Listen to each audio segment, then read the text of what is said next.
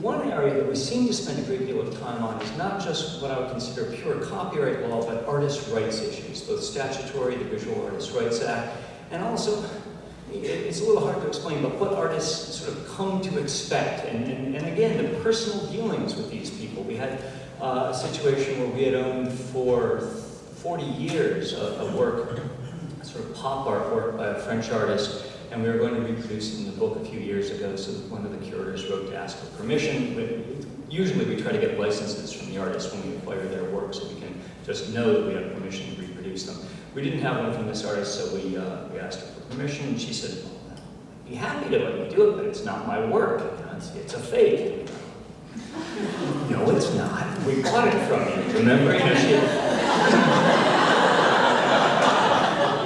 She was getting on in years and simply no longer recall that this was her work.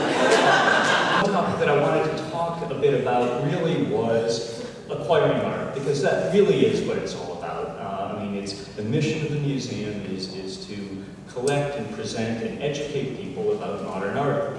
And these are mission-driven places. It's something that we take extremely seriously, how we do what we do. And it's not just about sitting and waiting for the old lady to die. Although there's no doubt that great collections like MoMA's and the Met's are built on gifts. And if you walk around the galleries and look at wall labels, you see the gifts of various members of the Rockefeller family, Lily Bliss, Bill Paley, people whose generosity has made the collection what it is, and continue to build on that, continue to encourage people to give outright gifts. We also,